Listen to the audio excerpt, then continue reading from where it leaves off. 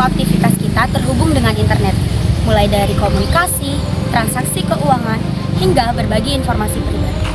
Namun, kemudahan ini memberi peluang bagi penyalahgunaan identitas secara digital. Spoofing adalah tindakan pemalsuan identitas digital yang dilakukan oleh seseorang atau sekelompok untuk menyamar sebagai pihak lain dengan tujuan tertentu, biasanya untuk menipu atau untuk mengambil keuntungan.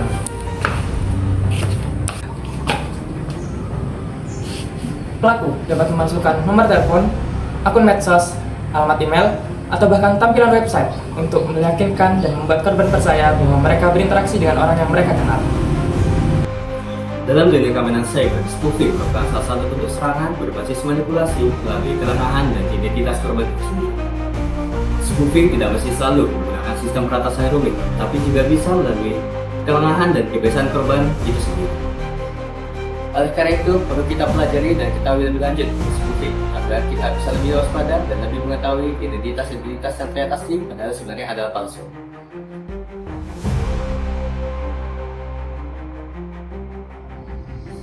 Banyak orang berpikir bahwa selama nama dan foto profil terlihat familiar, maka akun tersebut dapat dipastikan aman. Padahal sebenarnya, identitas digital dapat selalu dipalsukan. Kurangnya verifikasi dan kebiasaan langsung percaya dapat menjadi kelemahan yang sering dimanfaatkan oleh pelaku kejahatan cyber. Melalui video ini, kami akan memperlihatkan bagaimana sih spoofing bisa terjadi dalam situasi sehari-hari, bagaimana dampaknya terhadap korban, serta bagaimana langkah-langkah yang dapat kita lakukan. Check it out!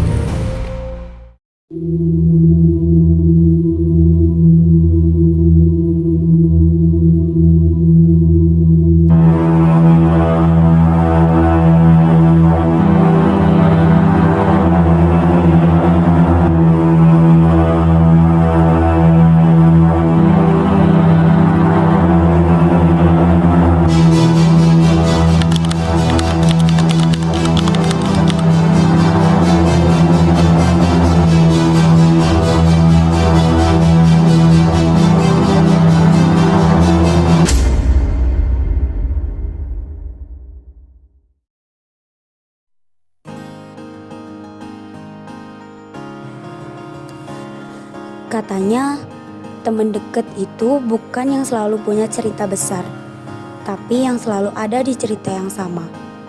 Kami sering menghabiskan waktu di tempat yang berbeda-beda, dengan obrolan yang kadang nggak penting, tapi selalu terasa berarti. Dari yang awalnya cuma duduk berdekatan di kelas, lama-lama kami jadi terbiasa saling ada, tanpa perlu banyak alasan. Aku selalu merasa, selama kami masih bersama, semuanya akan baik-baik saja. Kebersamaan itu terasa seperti tempat pulang yang bisa membawa kemana-mana. Sampai akhirnya aku sadar, tidak semua yang terdengar nyata benar-benar berasal dari orang yang kita percaya.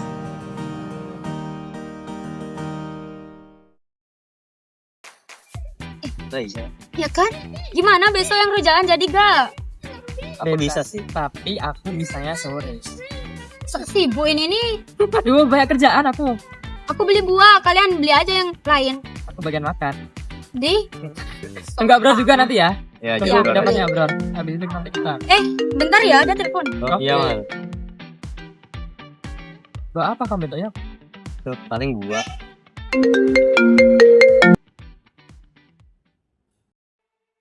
Halo Mal, Halo, ini Mama Mal. Mama? Mama habis jatuh dari motor karena barusan habis dicopet. Mama di mana? Sekarang Mama di rumah sakit. Mama butuh uang buat bayar pengobatan. Mama udah gak punya apa-apa lagi, Ma. Bentar lagi amal transfer. Butuh berapa? Kata dokter biaya pengobatannya 1 juta, Nak. Kirim kemana? Kirim ke nomor ini aja, Nak. Kamu ada pegangan kan?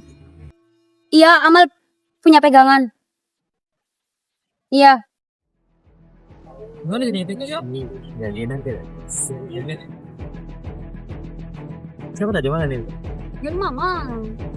Dari mama. Kok kamu panik gitu? Iya, tadi tuh dia nelpon pakai nomor orang lain. Terus katanya dia habis dicopet, terus jatuh. Sekarang lagi ada di rumah sakit. Ini aku mau transfer ke dia, katanya butuh 1 juta. Kenapa mana? Aku habis dari kamar mandi nih. Aku mau transfer mamaku yang habis kecelakaan, katanya butuh 1 juta. Hah?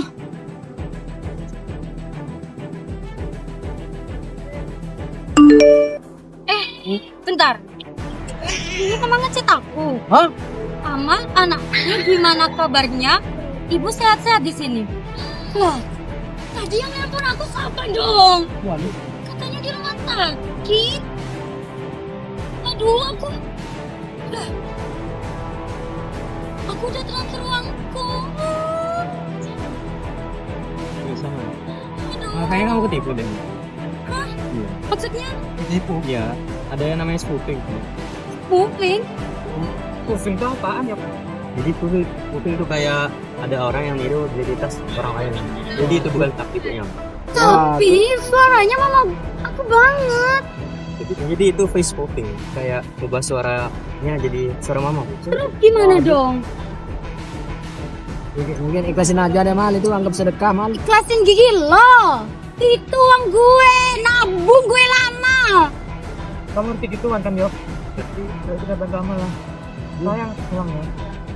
Butuh nomornya doang kan? Iya, nomornya. Oke. Itu. Gini mah kayaknya aku bisa tanganin. Bentar ya, aku ambil laptopku dulu buat lidik. Boleh. Baik, bisa nitip. Iya. Buat cepet ketemu ya, Mal. Sabar, Mal.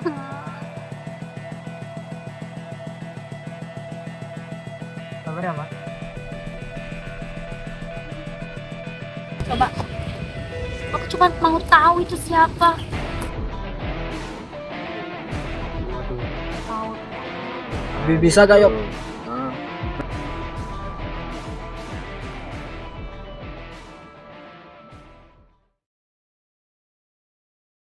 Nah. Loh, tapi kok di sekitar sini ya? Hah? Di sini. Masalah kan Iya, itu. tuh. Woi, salah Serius, Yok? Iya, Kok ini bisa? Salah deh. Tapi di sekitar sini ada CCTV gak sih? Iya ya. Ininya gak ada deh. Ada kayaknya deh. Apa kita cek sana aja? Ayo. Iya deh yuk. Ayo. Aduh.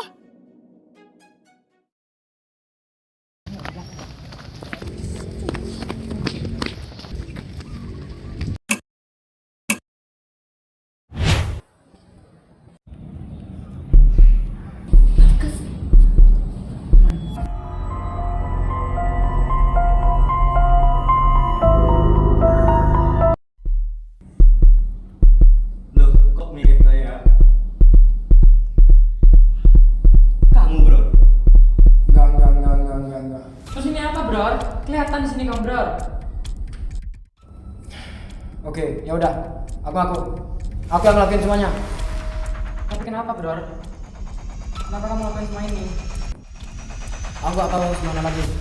Aku udah gak bayar UKT 2 tahun. Aku bingung harus gimana. Maafin aku. Kamu teman aku, bro. Melalui kejadian ini, kita dapat belajar bahwa spoofing bukan hanya tentang teknologi, tetapi juga tentang manipulasi. Pelaku tidak hanya memanfaatkan kedekatan, kelengahan, dan kebiasaan korban untuk bisa menyamar sebagai orang lain. Identitas bisa dipalsukan dengan mudah. Foto profil, nama, bahkan gaya bahasa bisa ditiru. Oleh karena itu, kita tidak boleh gampang percaya karena terlihat familiar. Untuk mencegah spoofing, ada beberapa hal yang harus dilakukan. 1. Periksa identitas pengirim. 2. Lakukan verifikasi ulang. Yang ketiga, jangan mudah membagikan informasi pribadi. Dan yang keempat, aktifkan fitur keamanan digital. Waspada mulai dari sekarang. Pastikan sebelum kamu percaya.